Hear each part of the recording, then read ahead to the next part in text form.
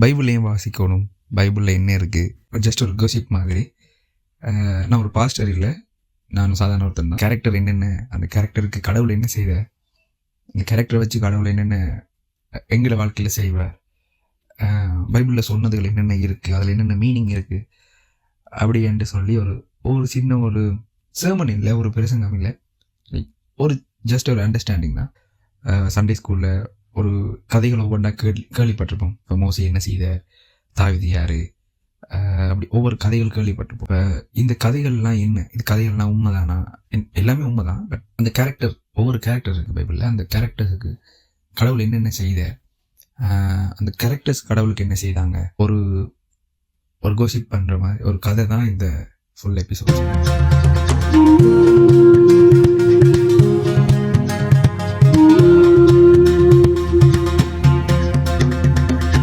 நாங்கள் ஆதியாமத்திலிருந்து எஸ்தர் மட்டும் இருக்கிற என்னென்ன விஷயம் வரலாறா என்ன இருக்கு, அதில் என்ன சொல்லியிருக்கு அப்படின்னு சொல்லி பார்க்கலாம். ஸோ நாங்கள் ஆதியாம புத்தகத்தை எடுத்தால் ஆதியாமத்தில் படைப்பு, அதுக்கப்புறம் ஆதாமவாள் பாவம் செய்தாங்க. அதிலிருந்து ஆதாமவாள்லேருந்து 10வது தலைமுறையாக நோவா வாரார். அதுக்கு பிறகு நோவாலிருந்து 10வது தலைமுறையாக ஆபிரகாம் வாரார். அதுக்கு பிறகு ஆபிரகாம்லேருந்து ஈசாக்கு, அதுக்கப்புறம் யாக்கோபு, பிறகு ஜோசேப்பு. அந்த ஜோசேப்பு மட்டும் இருக்கிற விஷயம் எல்லாமே ஆதியாமத்தில் இருக்குது. அதுக்கு பிறகு ஜாத்ரேயாமத்தில் ஜோசேப்பு எப்படி எகிப்துக்கு போனார், ஜோசேப்பு எகிப்தில் அரசாளும் போது ஜாக்கோபோட 70 குடும்பமும் எகிப்துக்கு போகிறாங்க. அதுக்கப்புறம் அவங்க கஷ்டப்படுறாங்க. அங்கே அவங்க கஷ்டப்படும் போது மோசையை வச்சு ஆண்டவர் செங்கல்ல பிளந்து அவங்கள சீனாய் மலைக்கு கூட்டிகிட்டு வர, சீனாய் மலையோட அடிவாரத்துக்கு கூட்டிகிட்டு வர. ஸோ ஜோசேப்பு எகிப்துக்கு போனதுலேருந்து அவங்க சீனாய் மலையோட அடிவாரத்துக்கு வரும் மட்டும் என்னென்ன நடந்ததோ அது அவ்வளவுமே ஜாத்திரையாமத்தில் இருக்குது. சீனாய் மலையோட அடிவாரத்துக்கு வந்த அவங்க ஒரு வருஷம் அந்த சீனாய் மலையோட அடிவாரத்தில் தங்குறாங்க. அப்போ ஆண்டவர் அவங்களுக்கு சில கட்டளைகளை சொல்லிக் கொடுக்குறார், அது பல பிரமாணங்களை சொல்லிக் கொடுக்குறார். நீ எப்படி ஒரு வியாபாரம் செய்யணும், எப்படி ஒரு அதிபதியை நடத்தணும், நீ எப்படி ஒரு அடிமையை நடத்தணும், லேவியர்கள் என்னென்ன வேலை செய்யணும், லேவியர்களுக்குரிய என்னென்ன கடமைகள் இருக்குது, இப்போ பழி செலுத்துகிறா என்ன, ஆசாரிப்பு கூடாமல் எப்படி கட்டணும், அப்படி என்று சொல்லி என்னென்ன அவங்களுக்குரிய கட்டளைகள் என்னென்ன செய்யணுமோ அது எல்லாத்தையுமே அவர் லேவியராமத்தில் சொல்கிறார். அதில் எது மட்டும் அது இருக்குன்னா, அவங்க சீனாய் அடிமலையாளத்தில் வந்ததுலேருந்து ஜோர்தானுக்கு மட்ட சைட் போகிறாங்க. அதாவது கானானை கடந்து போகிறதுக்கு, கானானுக்குள்ளே போகிறதுக்கு ஜோர்தானுக்கு இக்கரையில் நிற்கிறாங்க. ஸோ அது மட்டும் இருக்கிறது தான் லேவியராகத்தில் இருக்குது. அதுக்கப்புறம் ஜோர்தானில் இருந்தவங்க மோசே 12 பேரை கானானுக்குள்ளே அனுப்பி விடுறார். இப்போ நீங்கள் போய் பார்த்துட்டு வாங்க. அதில் 10 பேர் கெட்ட செய்தியை சொல்கிறாங்க, 2 பேர் நல்ல செய்தியை சொல்கிறாங்க. இஸ்ரவேலர் தான் முரண்டை பிடிச்சி கடவுள்கிட்ட சொல்கிறாங்க, இல்லை நாங்கள் இந்த வனாந்திரத்திலே செத்துடுறோம். ஆண்டவர் ஓகே சாகன்னு சொல்லி விட்டுறார். அவங்கள 40 வருஷம் இஸ்ரவேல் ஜனங்கள் தான் கேட்டாங்க, நாங்கள் பாலைவனத்தில் செத்தா நல்லா இருக்கும் அப்படின்னாங்க. ஆண்டவர் ஓகே நீ சொன்னபடியே அப்படின்னு போட்டு அவங்க அவ்வளோ பேரையுமே 40 வருஷம் பாலைவனத்தில் அலைய விடுற.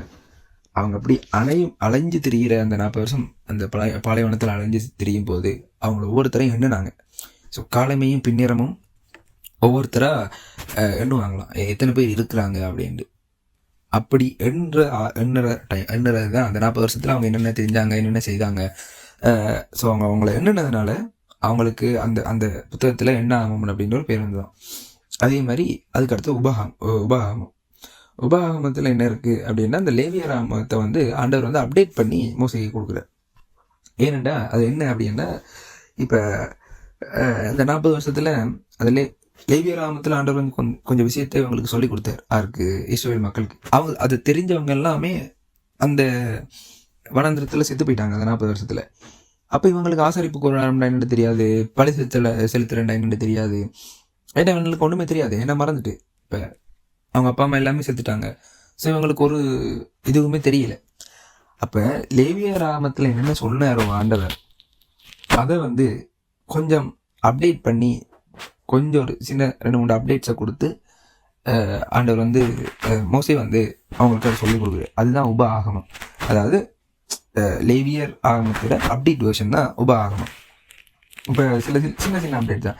இப்போ நீங்கள் வந்து லேவியர் ஆகமத்தில் பார்த்தீங்கன்னா, நான் வந்து இப்போ பைபிள் இதை சொல்கிறேன், நீங்கள் வந்து வசனத்தை பிறகு அதோட மேட்ச் பண்ணி பாருங்கள். இப்போ லேவியர் ஆகமம் 17ஆம் அதிகாரம் 3-4 வசனத்தில் அவங்க வந்து பழி, இப்போ ஒரு இறைச்சி சாப்பிட்றாலோ பழி செலுத்துறாங்களோ அதை வந்து ஆசரிப்பு கூடாரத்தில் வச்சு தான் அவங்க அதை சாப்பிடணும். ஆனால் அதே உபாகமத்தில் வந்து 12ஆம் அதிகாரம் 13ஆம் வசனத்தை நீங்கள் இப்போ பார்த்தீங்கன்னா தெரியும். அதில் வந்து அவங்க என்ன சொல்கிறாங்க, உபாகமத்தில் இருக்கின்ற நீ வந்து உனக்கு பிடிச்சதை நீ உங்கள் வீட்லேயே அடித்து சாப்பிடு. நிறைய அவங்க இப்போ காணானுக்கு போயிட்டாங்க. இதுக்கு முதல்ல அவங்க இதில் இருந்தாங்க, எங்கள் பாலைவனத்தில் இருந்தாங்க.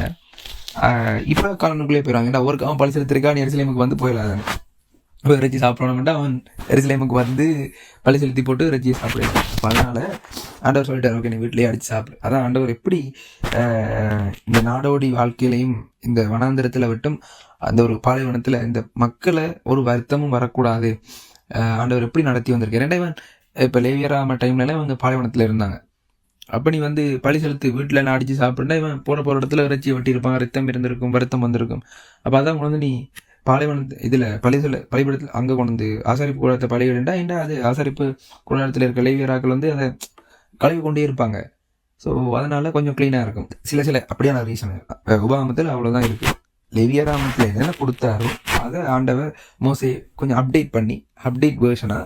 ஏன்னா அந்த லேவியராமம் வந்து நாடோடி வாழ்க்கைக்கு சரி, எப்படி இந்த நாட்டை பிரித்து காணானை பிரித்து கொடுக்கறது, மற்றது என்னென்ன அந்த சீட்டு போட்டு காணானை பிரித்து எடுத்தாங்க, அதுக்கு பிறகு யார் இந்த பட்டணத்தை போய் எப்படி சண்டை போட்டு பிடிக்கிறது, அதெல்லாம் வந்து யோசுவாவில் இருக்குது. அதுக்கப்புறம் ஜோசுவா செத்த பிறகு இவங்கெல்லாம் தங்கள் இஷ்டத்துக்கு ஆடவழிட்டாங்க. போய் காணானை கல்யாணம் பண்ணுறது, சிலையை கும்பிட்றது, அப்படி தங்க இஷ்டத்துக்கு ஆடவழிட்டானு. அதுக்கு பிறகு தான் நியாயாதிபதி காலத்தில் பெலிஸ்தியர், மோவாபியர், அம்மோனியர் எல்லாம் எழும்பி இஸ்ரேல் அடக்க வழிட்டாங்க. பிறகு இஸ்ரேல் கடவுள்கிட்ட கேட்குறாங்க, ஆண்டவரே எங்களுக்கு யாராவது நியாயாதிபதி தாங்க. ஆண்டவர் ஒரு நியாயாதிபதி எழுப்புறேன். அதான் ஒத்னியல் தொடங்கி சிம்சோன் வரைக்கும் ஆண்டவர் 12 நியாயாதிபதிகளை எழுப்பி இஸ்ரேல் மக்களை காப்பாற்றினேன். அது இந்த ஒத்னியல் தொடங்கி சிம்சோன் வரைக்கும் என்னென்ன இருக்குது அப்படின்றது தான் இந்த நியாயாதிபதிகளில் இருக்குது. ஒரு கொஞ்ச நாள் கழிய நியாயாதிபதிகளோட காலம் முடியுது. அதுக்கு பிறகு தீர்க்கதரிசிகளோட காலம் வருது. அப்போ இவங்க தான் எங்களுக்கு தீர்க்கதரிசி தாங்க அப்படின்னும் போது ஆண்டவர் சாமுவேல் எழுப்புறேன். ஸோ அது 1 சாமுவேலில் நியாயாதிபதிகளோட காலம் முடிஞ்சு மக்கள் வந்து ராஜாக்களை கேட்குறாங்க, எனக்கு ராஜாவை தாங்க, எங்களுக்கும் ராஜாக்கள் வேணும் அப்படின்ட்டு. ஸோ அதுக்கு பிறகு சவுல் ராஜாவை சாமுவேல் தெரிவு செய்கிறார். அதுக்கு பிறகு சவுல் வந்து பிளவுறான். அதுக்கு பிறகு தாவீது தெரிவு செய்கிறாங்க. ஸோ தாவீது தெரிவு செய்த பிறகு தாவீது என்னென்று ஆட்சி செய்தான். அதுக்கு பிறகு அந்த முடிவில் என்னென்று சாலமோன் தெரிவு செய்யப்படுறான்ன்றது தான் 2 சாமுவேலில் இருக்குது. ஸோ 2 சாமுவேலில் தாவீது ஆட்சி எப்படி இருக்குது, அது தாவீது ஆட்சி முடியக்குள்ள சாலமோன் எப்படி தெரிவு செய்கிறான் அப்படின்றது 2 சாமுவேலில் இருக்குது. 1 ராஜாக்களில் சாலமோன் எப்படி ஆட்சி செய்கிறான், எப்படி அந்த அரண்மனையை கட்டினான், எப்படி அவனோட வீடை கட்டினான், எப்படி சாலமோன் ஆலயத்தை கட்டினான், எப்படி சாலமோனோட அறிவு என்ன, அவன் எப்படி பட்டணத்தை காட்டினான் என்றதெல்லாம் வந்து 1 ராஜாக்கள்ல இருக்குது. அந்த டைமில் வந்து சாலமோன் விக்கிரகம் எல்லாம் பிடிச்சி ஆராதனை செய்ய வலிக்கிட்டான். ஆனால் கடவுள் வந்து நீதியுள்ள ஒரு நியாயாதிபதி. சவுல் பல செஞ்சால் சவுளுடைய வாங்கி தாவீதுட்ட கொடுத்தார். இப்போ தாவீதுமான் பல செய்யணும், அப்போ என்ன செய்யணும், அதையும் பாய்க்கணும். ஆனால் ஆண்டவர் வந்து தாவீதுக்கு வந்து ஒரு சத்தியம் பண்ணி கொடுத்துருக்கார். எப்படின்னா உன் சந்ததி வந்து இஸ்ரேல அரசாளுவாங்க. ஸோ கடவுள் போய் சொல்ல இயலாதே. இனித்தான் இஸ்ரவேல் தேசம் 2 பிரிவுபடுது. இனித்தான் கொஞ்சம் கேர்ஃபுல்லாக கேளுங்க. ஸோ இஸ்ரவேல் தேசம் வந்து 2 படுது. அதாவது 12 கோத்திரம் இருந்தது இஸ்ரவேலில். அதில் 2 கோத்திரம் தனியாக வந்துட்டு 10 கோத்திரம் தனியாக வந்துட்டு, ஓகேவா. ஸோ அந்த 2 கோத்திரம், அதாவது தாவீது வந்த யூதா கோத்திரமும் சவுல் வந்த பெஞ்சமின் கோத்திரமும் ஒரு சைடுக்கு வந்துட்டு, இவங்கெல்லாம் ஒரு அடிபட்டு இருந்தானே சவுலுக்காகவும் தாவீதுக்காகவும். இப்போ இவனுகள் ஒன்றா சேர்ந்தா தாவீது ஒரு சைடு வந்துட்டா, தாவீதும் சவுலும் இருக்கிற தாவீதுல யூதா கோத்திரம் ஒரு சைடு வந்துட்டு, பெஞ்சமின் கோத்திரம் ஒரு சைடு வந்துட்டாங்க. இப்ராஹிம் தலைமையில மிச்சம் இருக்குது அந்த 10 கோத்திரம். அவனுங்களெல்லாம் ஒரு இப்ராஹிம் கோத்திரத்தோட சேர்ந்த 10 கோத்திரம் ஒரு பகுதியாக பிரிஞ்சுட்டாங்க. புரிஞ்சுதா? இப்போ இந்த 2 கோத்திரம் இருக்குது தானே, தாவீதும் சவுலும் இருக்கிற அந்த கோத்திரம், அவங்க தெற்கு தேசம், ஓகேவா. அந்த 10 பேர் இருக்காங்கல்ல, அவங்க வடக்கு தேசம். புரிஞ்சிருச்சா? ஸோ இந்த தெற்கு தேசத்துக்கு பேர் ஜூதா தேசம். ஓகேவா? இந்த வடக்கு தேசத்துக்கு பேர் இஸ்ரவேல் தேசம். ஓகே, அப்போ ஜூதாவுக்கு தலைவர் ஜூதா கோத்திரம் அந்த. ஓகேயா, விளங்கிட்டா? இப்போ ஜூதா தேசத்துக்கு வந்து இப்போ தாவீதிட சந்ததியில் வர்றாக்கள் தான் தலைவர் ஆகி கொண்டிருக்காங்க, அதாவது ராஜாக்கள் ஆகி கொண்டிருக்காங்க. இங்கே இஸ்ரவேல் தேசத்தில் வந்து இப்ராஹிம் கோத்திரத்தில் இருக்கிற எரோபயாம் அவங்கட சந்ததி தான் ராஜாக்கள் ஆகி கொண்டு வராங்க. இப்போ இந்த ஜூதா தேசத்துக்கு எருசலேம் தான் தலைநகரம். இப்ராஹிம் கோத்திரத்தில் இருக்கிற இஸ்ரவேல் தேசத்துக்கு சமாரியா தலைநகரம். விளங்கிட்டா? இப்போ இஸ்ரவேல் தேசம் ரெண்டா பிரியுது. ஏன் ரெண்டா பிரியுது? சாலமோன் பிழை செஞ்சான், அதால ரெண்டா பிரியுது. ஓகேவா? ஸோ ஜூதாவும் தாவீதும் இருக்கிற ஜூதாவும் பெஞ்சமினும் இருக்கிற கோத்திரம் ஒரு கோத்திரமா வந்துட்டு, இப்ராஹிம்ல இருக்கிற இப்ராஹிமோட சேர்ந்த மீதி 10 கோத்திரமும் ஒரு தனியா வந்துட்டு. இப்ப இந்த தாவீதிர சந்ததி ஆள்ற தேசத்துக்கு பேர் ஜூதா தேசம், இப்ராஹிம் ஆள்ற தேசத்துக்கு பேர் இஸ்ரவேல் தேசம். புரிஞ்சுதா? இப்ப இந்த தாவீதிர சந்ததி ஆள்ற தேசத்திட தலைநகரம் எருசலேம், இப்ராஹிமோட தலைவர் ஆள்ற தேசத்துக்கு பேர் சமாரியா. ஓகே தானே? இப்ப இந்த 2 ராஜாக்களும் என்னென்று அரசாடுறாங்க, சரிதானே என்றதுதான் இந்த 2 ராஜாக்கள்ல இருக்கு. ஓகே தானே? இந்த 2 ராஜ்யத்திலையும் என்ன நடந்தது? பிறகு கால போக இந்த இஸ்ரவேல் தேசத்துக்காரங்கள் இருக்கான எல்லாமே, அதாவது இந்த எரோபயாம்ல வந்த அந்த 10 கோத்திரத்தாக்கள், இவனுங்கள் முதல்ல இருந்தே ஒரு கொஞ்சம் மண்டபம் குறைஞ்சவனு.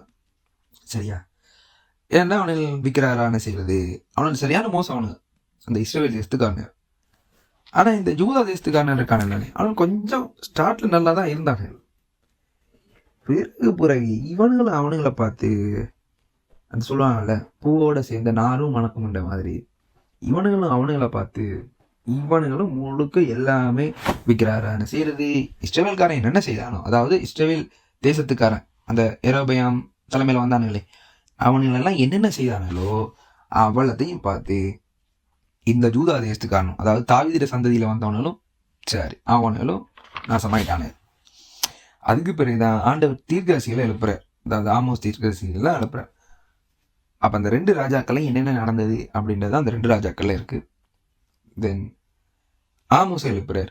ஆமோஸ் வந்து ஒரு தீர்க்கதரிசி, அவருக்கு வந்து ஒரு பேக்ரவுண்டுமே இல்லை, ஒரு ஃபவுண்டேஷனும் இல்லை. ஆமோஸ் அப்பா ஒரு தீர்க்கதரிசி இல்லை, அவருக்கு ஒண்ணுமே இல்லை. ஆனா ஆண்டவர் எழுப்பி அவர் ஒரு தீர்க்கதரிசியா இஸ்ரவேல் மேல வைக்கிறார்.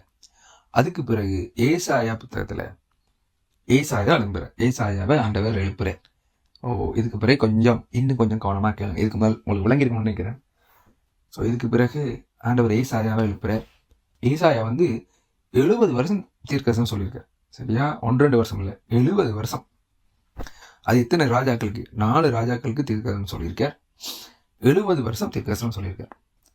அப்போ இந்த ஏசாயா தீர்க்கதரிசி என்ன செய்யறா, இந்த ஜூத ராஜா இருக்கார் தானே, யார் தாவீதிர சந்ததியில் வந்தாங்கல்ல, அவங்கள்ட்ட போய் சொல்கிறார், தம்பி இங்கே பாருப்பா, நீ வந்து அவனை பார்த்து நீயும் இப்போல்லாம் இந்த சிலையெல்லாம் வழிபடுற, எல்லாம் ரொம்ப தப்பு, அவனை பார்த்து பண்ணாத, நீ என்ன கடவுள்கிட்ட வந்துரு, ஜாவிட்ட வந்துரு, இல்லை நீ அவனை பார்க்காத. அவன் வந்து இப்போ இந்த இப்ராஹிம் தேசத்துக்காரன் என்ன செய்கிறான்டா, அங்கே சிரியாக்காரன் ஒருத்தர் இருக்கான். சிரியான்ற அவனுக்கு பக்கத்தில் நாடு இருக்குது, இந்த தமஸ்கு தலைநகரமாக வச்ச ஒரு சிரியான்ற ஒரு நாடு இருக்குது. அந்த எரோபியம் டீம் என்ன நினச்சிட்டு இருக்கு, அந்த 10 கோத்திரம் சேர்ந்துருக்காங்கல்ல, அவனுக்கு என்ன நினச்சிட்டு இருக்காங்க, எங்களை கொண்டுண்டா அந்த தமஸ்குக்காரர்கள் அந்த சீரியாக்காரன்லாம் வந்து எங்களை காப்பாற்றுவான் அப்படின்னு நினச்சிட்டு இருக்கான். நீ அவனை பார்க்காத, அங்கே அசீரியான்னு ஒருத்தன் வரப்போகிறான். சரியா? அசீரியா நாட்டுக்காரன் வரப்போகிறான், வந்து வெளுன்னு வெளுக்க போகிறான், நீ கடவுள் பக்கம் வந்துரு அப்படின்னு சொல்கிறேன். இவனுகள் கேட்கவா போகிறானுங்கள்? கேட்க சரி பார்க்கலாம், அதெல்லாம் அப்போ பார்க்கலான்னு போட்டு விட்டானு. கடவுள் சரி இன்னும் கொஞ்சம் இறங்கி போப்பா, இன்னும் கொஞ்சம் இறங்கி போய் சொல்லு, அவங்க கேட்பானு, போய் சொல்லு அப்படின்னு கடவுள் திருப்பி ஏசாயாவை அனுப்புகிறேன். அப்போ திருப்பி அவர் சொல்கிறேன், இங்கே பாரு, அசீரியாவோட ஒருத்தன் வருவான், பாபிலோன்காரன்னு ஒருத்தன் வரப்போகிறான், அவன் வந்து அவனை பிடிக்க மாட்டான், வந்து உன்னைத்தான் பிடிக்க போகிறான். இதுக்குள்ள முதல் சொன்னதே இன்னும் நடக்கல. முதல் சொன்னது நடந்திருந்தா கூட இவனுக்கு கொஞ்சம் பயந்துருப்பானு. இன்னும் முதல் சொன்னதே நடக்கல, எப்படி என்னத்தை வச்சு நம்புறது? இவனைகள் சரி பெரியவரே பேசாம இருங்க, நாங்கள் பார்த்துக்கிறோம் அப்படின்ட்டானு.